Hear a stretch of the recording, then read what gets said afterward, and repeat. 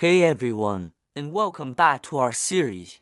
Last time, we left Jieming and Xiaoling facing an unimaginable crisis, with both of their fathers suddenly falling seriously ill. The life they had carefully built together began to fracture. This episode, the pressure cooker is about to explode. Let us dive into the battle of two mothers. The air in Jieming and Xiaoling's living room is thick with tension. The VE called a family meeting, a desperate attempt to create a fair and logical plan to care for both their fathers. On one side, Jieming's father, a man of immense pride, is adamant. He wants to recover in his own home, surrounded by familiarity. He stubbornly refuses the idea of a hired caretaker, insisting that family should be enough. He sees it as a sign of weakness, an admission that his son can't handle his duties. Jieming tries to reason with him, explaining the logistics, but his father just shakes his head. His jaw set. "I don't want a stranger in my house," he declares, his voice weak but firm. "You're my son. That's all the help I need." On the other side. But this impossible equation is Xiaoling's father. His situation is more medically urgent. The doctors have started him on a grueling weekly chemotherapy regimen. Each session leaves him drained, nauseous, and utterly dependent on others for even the simplest tasks. He needs constant support, not just physically but emotionally.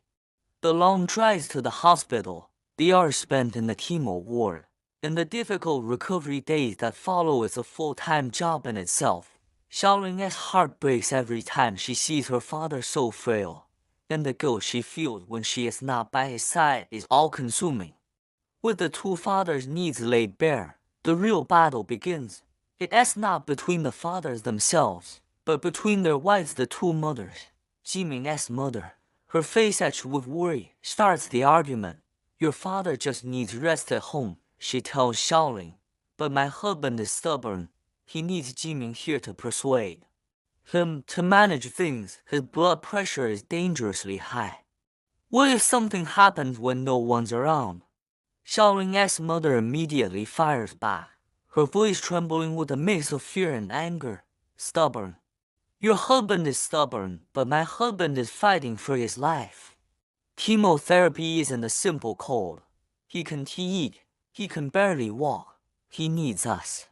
Every single week is a battle. His need is more urgent, more critical." The argument escalates quickly.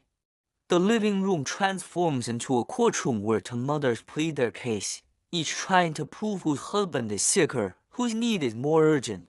The words become sharper, more personal. "You've always been selfish, thinking only of your side of the family," one accuses, "and you think your son's time is more valuable than my daughter's," the other retorts.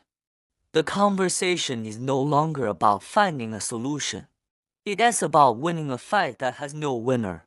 Jieming and Xiaoling sit in stunned silence, trapped between the two women they love, watching their attempt at unity crumble into a bitter feud. The pressure doesn't just come from their mothers, it radiates from the entire extended family. Aunts, uncles, and cousins all have an opinion, each one delivered with the weight of expectation. "Jieming, you're the man of the house. You need to be with your father." Xiaoling, the daughter's place is with her parents in a time like this. The couple is being pulled in a dozen different directions. Every phone call is a new demand, a new guilt trip.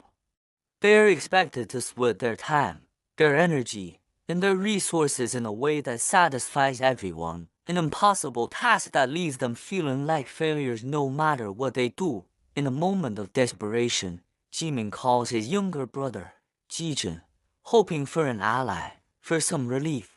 He explains the situation, the impossible, demands, the constant fighting. He asks, almost begs, for help. "Jiejun, can you maybe take a few days off to help with that? Just to give us a little breathing room?" The response he gets is a cold, hard slap in the face. Jiejun's voice is detached, dismissive. "That's not my problem. You're the oldest son. You're supposed to take responsibility for these things. That's how it's always been." He offers no sympathy, no support, just a reinforcement of the crushing cultural expectation that had been placed squarely on Jieming's shoulders. The line goes dead, and Jieming is left staring at his phone, feeling more alone than ever. The one person he thought he could count on has just walked away. The weight of it all is becoming unbearable. Jieming and Xiaoling feel like they are drowning. Their lives are no longer their own. Every waking moment is consumed by logistics, by caregiving, by mediating arguments. They barely have time to look at each other, let alone talk. The small, intimate moments that once defined their marriage, a shared joke, a quiet dinner, a comforting touch, have been replaced by exhausted sighs and stressed, logistical conversations. They are operating like the separate employees of a crisis management firm, not a husband and wife.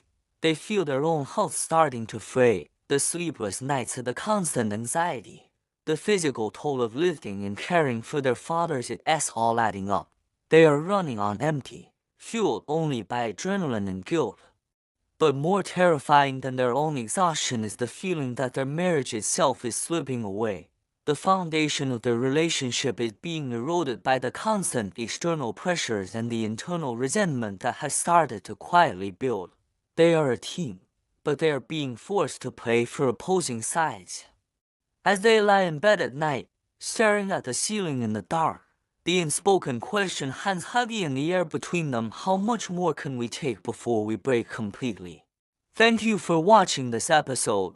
The story of Jieming and Xiaoling highlights the immense pressure many couples face when dealing with family crises.